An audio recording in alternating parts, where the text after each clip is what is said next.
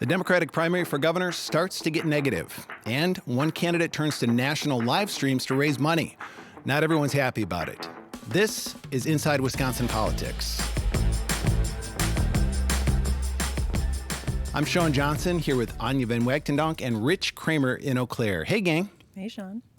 So I want to start this discussion with a simple question. I think a lot of people probably associate political campaigns with negative attacks. Candidates run for office, they attack their opponents. So, Anya, I'm wondering, why is it noteworthy that here in the middle of summer, we have overt negative attacks in this Democratic primary? Yeah, I think for the last couple weeks, months, there have been some snipes, what I might call sort of a Midwestern nice approach to trying to get negative. This is the first week that we got, a press release from a candidate explicitly saying, my opponent has done something bad, I am going to do something great. And that was Mandela Barnes calling out Sarah Rodriguez, a former lieutenant governor, calling out a current lieutenant governor over donations that she received while she was in the assembly, and essentially trying to suggest that she is viable, that he is not, so making an issue of this in a much more explicit way. So a little bit of a shot across the bow, 6 weeks out from the midterm, to really kind of start to make these more explicit points.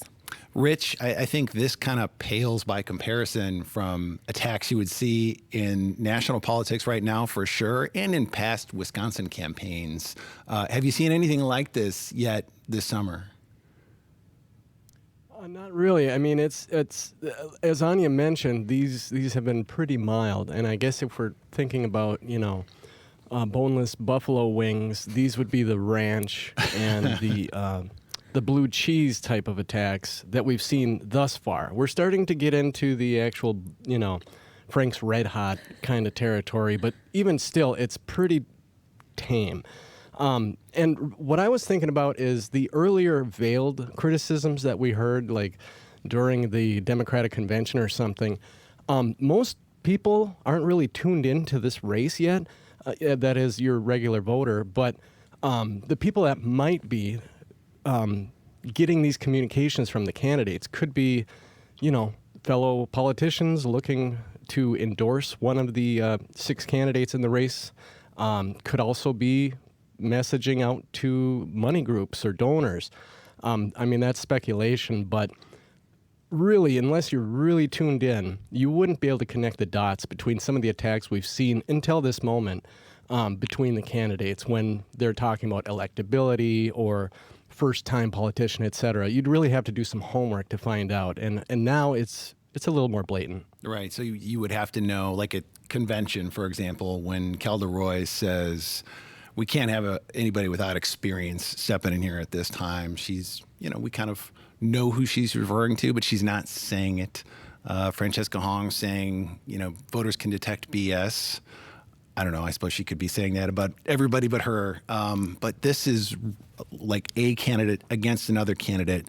So I guess I'm wondering, what does it say about Mandela Barnes and Sarah Rodriguez right now that the attack is coming from Mandela Barnes against Sarah Rodriguez? And by the way, she responded in kind. Absolutely right. It was kind of a forceful exchange of words. So then her response was essentially, you ran for Senate and lost. I ran for lieutenant governor and won. And so, again, them's fighting words. That's a little bit not quite Midwest nice. So I think it tells us a couple of things. One, it says that Sarah Rodriguez is considered to be a serious contender, right? You don't need to take down somebody who has nowhere to come down from. Another thing is that Mandela Barnes is really trying to make utility rates a kind of central platform. And so using this particular thing, donations around utility rates, is also a way to kind of draw attention to himself. And then I think the third thing is, voters are pretty checked out, even though, again, we are less than 6 weeks away from the primary. Absentee ballots have already started being sent out. But there's like a way that these candidates need to be drawing contrast between themselves in a crowded race where there's not super strong distinctions, right? On the sort of the major issues, they're relatively unified. And so this is also a way of distinguishing in terms of lanes. So he didn't go after, for example, Francesca Hong, right, who is a little bit more on his wing of the Democratic Party. He went after somebody who's a little bit more moderate. And so it's a way of, I think, again, trying to draw starker distinctions between lanes in this race, not just between individual candidates. Yeah, I'm still trying to make sense of the lanes in this race. I mean, I kind of have a sense of it, but I wonder if they are feeling it out too. And that is kind of the way I read it too, is that Mandela Barnes probably feels like, I'm not going to win over the Francesca Hong supporters necessarily, but those Rodriguez supporters, they might be my people. Well, and in a crowded primary, you're fighting over the same voters. You're fighting over Democrats, right? And so you also, it's the kind of thing where a few thousand votes can be the difference between winning and not. It's more competitive in certain ways than a general. And so, like, the contours of what competition looks like in the primary is also going to look different. Rich? And this kind of reminds me of something I heard from a campaign strategist back in 2022. This was the Senate race between Mandela Barnes and Ron Johnson. Ron Johnson's polling numbers, approval ratings weren't super high. And this person who was a Republican campaign consultant said, Johnson doesn't need to improve his numbers. He just needs to hurt and bring down the numbers of Barnes. So in a primary like this, that might be part of the calculus. Like, if someone seems to be, whether it be from internal polling or whatever, getting some ground and your campaign doesn't like that, try to knock them down a bit. So I guess I wonder if this is kind of uncorking the bottle, so to speak, like, is this going to be the new norm now that a fight started? Is it okay for Democrats to say, well, I didn't start it, but I got to finish it now, or they see sort of the urgency of the primary coming up, and if they want to stand out, do they have to attack? Is there any signs that that's happening? Well, it's a little bit of a calculation because, on the one hand, negative attacks can get you more attention. If you're like kind of sassy on social media, that tends to resonate a little bit more. But at the same time, you don't want to weaken fellow Democrats terribly, because ultimately they're going to go up against presumably Tom Tiffany in November for what is going to be a close race. Like a general election in Wisconsin is always going to be close. And so you want to kind of weaken your opponents enough that you can get across the finish line, but not so much that you kind of leave your entire party susceptible to potentially Tom Tiffany picking up what you've already said and running with it. Rich, what do you think? Yeah, it's I agree 100%. And no matter who the Democratic candidate is, it would be surprising if the entirety of the party doesn't try to rally around them, because this race is pretty critical for them, as they're hoping, the best case scenario would be a trifecta where they win the state assembly, state senate, and keep the governorship. So maybe that's also why the attacks have been kind of mild, but whoever it is, that bad blood will likely magically disappear, at least publicly, after the August primary. So, Anya, there was a story that you covered this week involving Francesca Hong's fundraising strategy here. It was at the end of the fundraising period, by the way, where she went on a couple of national live streams to raise money. Tell us about who she talked to and why is that significant? Yeah, so she went on two on Monday. One was Mike from PA, who's sort of a progressive streamer aligned with the Democratic Socialists of America. He has a pretty big following. And then she went on with Hasan Piker, who's arguably one of the biggest political streamers online. And he's become something of a kingmaker, or perhaps attempted kingmaker, on the left of American politics. And he's appeared with a number of DSA aligned or sort of leftist politicians. And so she went on with him. It was about an hour and a half appearance. It was sort of fun and chatty. They talked about politics, but they also ate Korean food, and they talked about merchandise, and they talked about whether they should erect a statue of Scott Walker for people to walk around and slap when they have big feelings. So it was this really, it's a very different kind of appearance than might occur sort of here on PBS Wisconsin or WPR.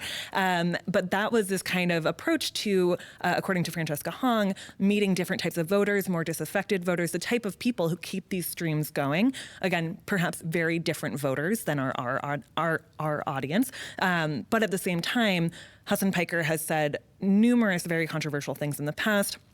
Things about Israel in particular that has offended some Jewish communities. And so there's also been a response. She ended the day having raised about $92,000 from those two different streams. Hasan Piker has said now he's going to come out to Wisconsin and campaign with her. But at the same time, there's been this kind of pushback from fellow Democrats and others saying, why would you appear with somebody who has said XYZ in the past? And so, like, you did see some attack there from David Crowley, kind of like saying, you just shouldn't go on here, right? Yeah. I mean, essentially. Yeah, he said those comments are beyond the pale. And, I should perhaps specify what they were. So he said, for example, 9/11 was deserved. And he says that he was referring to this idea that America's foreign policy actions have consequences. And then again, a number of his comments about Israel and Zionism has sort of been seen as conflating Jewish Americans, Zionists, this kind of thing. And so I spoke with, for example, Ann Jacobs, who's the co-chair of the Jewish caucus of the Wisconsin Democratic Party, who was really kind of appalled by the fact that Francesca Hong would go alongside this person, and said that, should Hong receive the nomination in November, she feels like she's going to have a lot of work to do to bring Jewish Democrats kind of into the ballot box to make sure that a Democrat can still win. And again, I reached out to the Hong campaign for comment, and they said essentially, we are willing to meet with just about anyone to share our vision. If we don't go on these types of platforms, that creates a vacuum that, conservative messaging can instead go to. So they're trying to create this sort of big tent. Some of the concern from other Democrats is who all should be in the big tent. And how much did she raise in a day? $92,000, $57,000 from Hassan Piker, All or right. from that stream. And, for somebody who's watched those streams, they kind of know what to expect. For somebody who doesn't, it's a little busy on those streams, is it not? Yeah, as a public radio girly, I will say it was a little bit stimulating to have that kind of thing going. But I think people who are younger than me, this is how they are getting a lot of their news and information. And again, in this kind of funny, cheeky way. All right. What do you think, Chad? I don't know. Is that how it's done? All right, fam. Rich Kramer, what are Republicans saying about this appearance there by Francesca Hong? They're saying a lot. They're framing it as, this is the entire Democratic Party lurching to the left towards these what they call dangerous ideas and comments.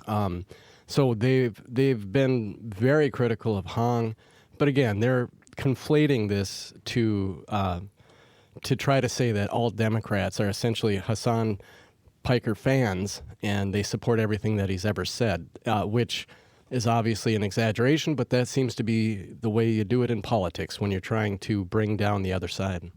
And we'll get a sense in the middle of July, July 15th, are when fundraising reports are due for the first half of this year. So you'll see not only that fundraising, but everybody else's fundraising up through that point. And, you'll get a real sense of who's got a formidable campaign right before the campaign wraps up, essentially. We're going to be in a very compressed primary campaign here. Rich, Tom Tiffany, the Republican candidate for governor, had the benefit of not having a real contested primary on his side. And he's getting correspondence now from the President of the United States about disaster declaration. What happened there? It was really interesting. So President Donald Trump used his personal social media site, Truth Social, to announce that Wisconsin has been approved for around $22.5 million in disaster relief aid. This is tied to the storms that we saw earlier this year, the big-time flooding, other kinds of damage that really hit local governments pretty hard. So he made this announcement, which is not unusual, but he didn't mention Governor Evers once. In fact, he said that the first call that he made was to Tom Tiffany, who he also mentioned I endorsed, and he kind of re-upped that. Trump also essentially applauded every Republican in the congressional delegation and didn't mention a single Democrat from Wisconsin, even though Governor Tony Evers and people like Tammy Baldwin and the rest of the delegation sent letters in May asking for this assistance. They were asking for $27 million. So it almost seemed like the president was treating Tiffany like he's already the governor and that Evers is already kind of an afterthought. So that was pretty interesting to see. And the Evers administration essentially doesn't know the detail, at least when you talk to them. They didn't know the details of the funding. Yeah. You reached out to the White House press office and had a series of questions for them about the details, and they had a very brief response to you. That's right. I asked, when might this money be coming? What type of aid? Because there's aid from FEMA that goes to businesses or governments or individuals. So those were the questions I asked, and they just said, we refer you to the truth, which means to the president's post. So they didn't have any additional information. All right. So we had two very big Supreme Court decisions, U.S. Supreme Court decisions this week, which were national news, but I think it's fair to say there are some Wisconsin angles in there.